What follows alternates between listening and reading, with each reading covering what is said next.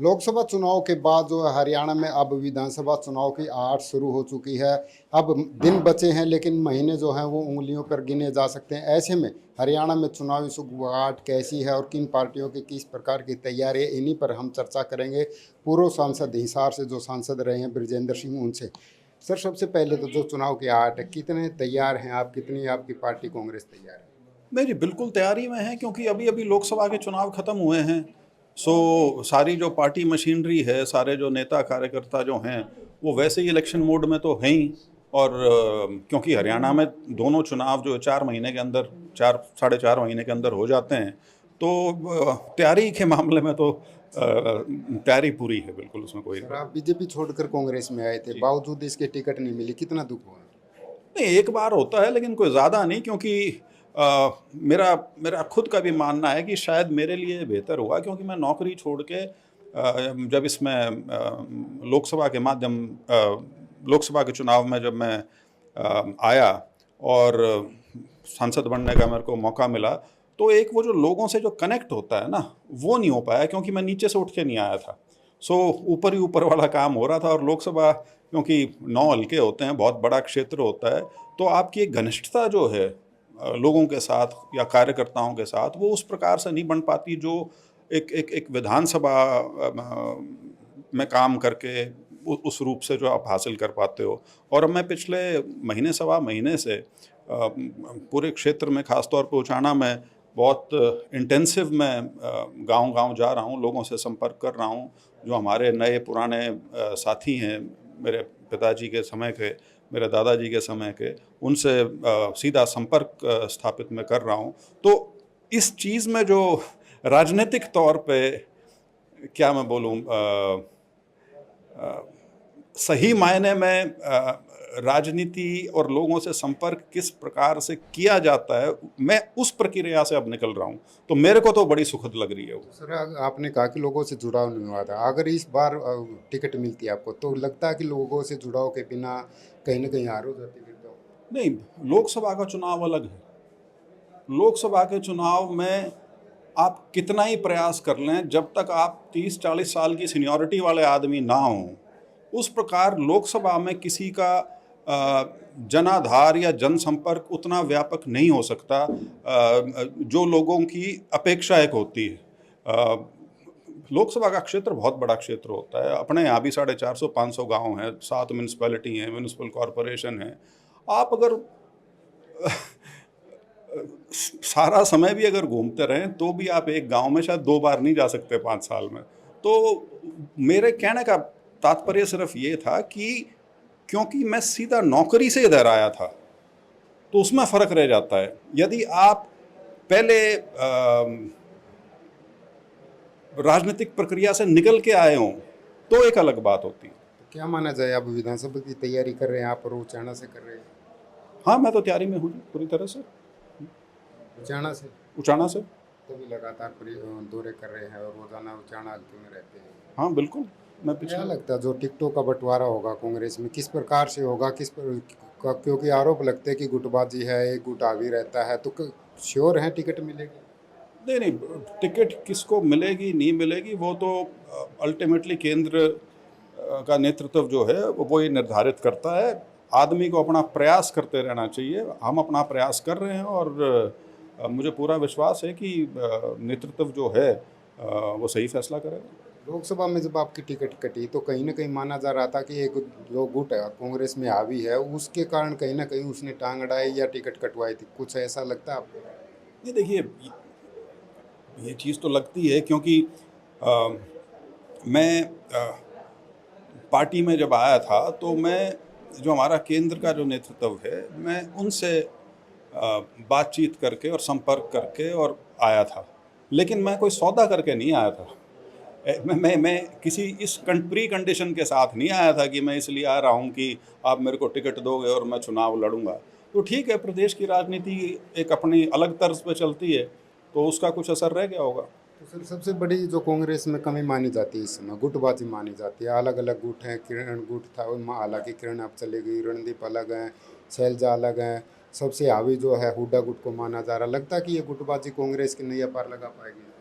देखिए, मेरा हमेशा से मानना है, कांग्रेस जो है एक बहुत पुरानी पार्टी है और इसमें बहुत से लोग हैं जो बहुत सीनियर हैं और उनके अपने साथी सहयोगी हैं जो उनके साथ दशकों से जुड़े हुए हैं, तो उनका इंटरेस्ट वॉच करना किसी भी नेता का काम है। तो वो यदि धड़े के रूप में दिखना शुरू हो जाए वो एक अलग चीज़ है, लेकिन पार्टी के अंदर अब लोकसभा के जो चुनाव हुए, अब आप उसमें देखिए शैलजा जी ने भी चुनाव लड़ा, दीपेंद्र ने भी चुनाव लड़ा, तो ऐसा तो कुछ है नहीं कि सबका हक उसमें मार लिया जाता हो। हाँ, ये है कि राजनीतिक परिस्थितियाँ कई बार ऐसी होती हैं कि कोई पक्ष पार्टी के अंदर हावी हो जाता है और वो सब पार्टियों में होता है। शैलजा का जिक्र किया आपने। शैलजा खुद आरोप लगाती है कि जब तक कांग्रेस में, खासकर हरियाणा कांग्रेस में, मैं और मेरा की राजनीति रहेगी, हरियाणा कांग्रेस का उदय नहीं होगा, उत्थान नहीं होगा। वो सीधे आरोप लगाते एक तरह से हुड्डा, यानी कि भूपेंद्र सिंह हुड्डा और दीपेंद्र हुड्डा। ना ना, इतनी लंबी बात उन्होंने नहीं कही जितनी आपने बना दी। उन्होंने ये ज़रूर साफ कहते मैं और मेरा का नहीं चलेगा, और जब तक चलेगा कांग्रेस का भला नहीं होगा। उन्होंने ये ज़रूर कहा है कि यदि हमको बेहतर नतीजे चाहिए तो कांग्रेस को एकजुट होकर चुनाव लड़ना चाहिए, और वो बिल्कुल एक सही बात है, क्योंकि 90 सीटों पे आपने चुनाव लड़ना है तो जितने भी सीनियर लीडर्स हैं और जितने भी कार्यकर्ता हैं पार्टी के और जो महत्वाकांक्षी लोग हैं, आपको सबका ख्याल रखना पड़ता है और पार्टी के अनुसार फिर जो फैसला होगा वो सबको मान्य होता है। किरण चौधरी ने कांग्रेस छोड़ी, उन्होंने भी कहा था कि बाप बेटा की एक तरफा चले रहे, और बाप बेटा नहीं चाहते कि कोई आगे बढ़े, दूसरों को राजनीतिक तौर पर हत्या करने पर तुले हुए हैं। देखिए, किरण जी बहुत सीनियर नेता हैं, मैं उनके फैसले के बारे में कोई टिप्पणी नहीं करना चाहता, लेकिन मेरा निजी मानना ये है कि उन्होंने एक गलत फैसला गलत समय पे किया है, कारण कोई भी रहा हो। क्या लगता है कि हुड्डा गुट पर जो कोई भी कांग्रेसी है वो आरोप लगाता है कि उनकी एक तरफा चलती है, हुड्डा को फ्री हैंड कर दिया, क्या मानते हैं हुड्डा को फ्री हैंड करना कांग्रेस के लिए अच्छा है या कहीं ना कहीं कमजोरी साबित होगी? नहीं, ये इतना सीधी लाइन नहीं होती जितनी आप सोच रहे हैं, इसके अंदर बहुत झोल होते हैं, लेकिन ये तो मानना पड़ेगा कि हुड्डा जी 10 साल प्रदेश के मुख्यमंत्री रहे थे, तो प्रभाव की दृष्टि से उनका एक स्थान है पार्टी के अंदर, और वो भारी स्थान है, तो ठीक है, उसको तरजीह मिलती है, तो उसमें राजनीतिक तौर पे तो कोई गलत या बुरी बात नहीं। कहीं ना कहीं मेहनत भी करते हैं भूपेंद्र सिंह हुड्डा और दीपेंद्र हुड्डा, लगातार पूरे हरियाणा के दौरा करते हैं, लोगों को जुड़ाव करते हैं, दूसरे नेता इतने सक्रिय नहीं लगते, तो फायदा होगा या नुकसान, सीधे शब्दों में?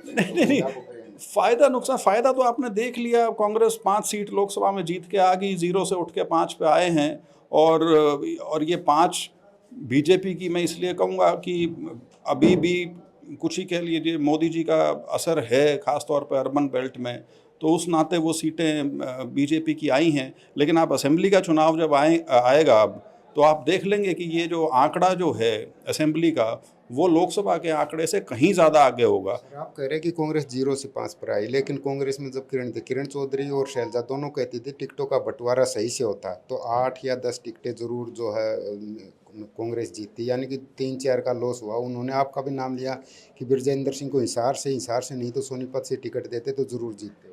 तो हिसार और सोनीपत तो दोनों ही जीत रही है कांग्रेस। नहीं, आपके बारे में कह रहे थे आपको नहीं, मेरे जीतने से कोई 8 हो जाती क्या? मैं उन 5 में ही होता जो 5 आई हैं। तो 7-8 कहाँ से हो जाती? देखिए, कोई इफन बट वाली बात नहीं है, कांग्रेस का वोट प्रतिशत बहुत बड़ा है, कांग्रेस की बहुत लोकसभा में परफॉर्मेंस बहुत अच्छी रही है, और जो मैं कह रहा हूँ इसको आप सिर्फ यहाँ तक मत देखिए कि ये 5-5 का आंकड़ा है या असेंबली में 46-44 का आंकड़ा है। ये आंकड़ा असेंबली चुनाव जब आएगा ये बहुत तीव्र गति से कांग्रेस के पक्ष में जाने वाला है, क्योंकि एंटी इनकम्बेंसी जो स्टेट की है उसका नज़ारा तो अब देखने को मिलेगा। लेकिन बीजेपी भी सर काफ़ी जो अस्करी हो रही है, सीएम को बदल दिया गया, जो काफ़ी जो चीज़ें थी, पोर्टल थे, जो पुरानी चीज़ें थी, लोग परेशान होते थे, उनको बदला जा रहा है, फैमिली आईडी को ऑफलाइन कर दिया गया है, तो लगता नहीं कि जितनी सक्रिय बीजेपी है, रोज़ाना अमित शाह भी यहाँ पर रैलियाँ करते हैं, दौरे करते हैं, उनसे वो इतनी आसानी से हार जाएगी। बीजेपी ने यही बदलाव अगर 2 साल पहले करने शुरू किए होते ना, तो मैं समझ सकता था कि इसका लोगों पर असर पड़ेगा। अब अंत में जब सब कुछ हो चुका, आप 9.5 पौने 10 साल राज कर चुके, जिस हिसाब से आप चाहते थे उस हिसाब से आपने किया, आपने कोई जन सुनवाई नहीं करी, आपने इन चीज़ों को, जो लोग जिससे त्रस्त थे, आपने उस पर कुछ काम नहीं किया। और बड़े स्तर की यदि मैं बात करूं तो चाहे किसान आंदोलन था, चाहे अग्निवीर था, चाहे महिला रेसलर्स का मुद्दा था, उस पर आपने बिल्कुल नकारात्मक भूमिका आपकी रही है। अभी भी हाई कोर्ट से आपको आदेश मिले हुए हैं कि आप बॉर्डर खोलिए। तो उस प्रकार की वो सारी चीज़ें जो हैं उसके ऊपर अब ये सोचें कि बैंडेड लगा के सब कुछ हम ठीक कर लेंगे, वो नहीं हो सकता, क्योंकि ये 10 साल की जो एंटी इनकम्बेंसी है, लोगों में जो गुस्सा है, जो रोष है, वो बहुत एक सीमा पे पहुंचा हुआ है, और जिसका आप असेंबली में पूरा पूरा उसका असर देखेंगे। यानी आप पक्की जीत मान रहे, तो क्या आपका अंदाजा है, आकलन है कि कितनी सीटें हरियाणा में आ सकती है कांग्रेस? मैं कभी भी ये राजनीतिक भविष्यवाणी के खेल में नहीं पड़ता। मैं जब लोकसभा का भी चुनाव था, जब मेरे से पूछा जाता था, मैं हमेशा कहता था कि कांग्रेस का हाथ बीजेपी पर भारी है। असेंबली चुनाव में मैं ये कहूँगा, कांग्रेस का हाथ बीजेपी के ऊपर बहुत ज़्यादा भारी है। वो संख्या क्या होगी वो तो वोट डलने के बाद 50 के आसपास पहुंच सकती है कांग्रेस? नहीं, ये अटकलबाजियाँ आप कीजिए, मेरा काम नहीं है।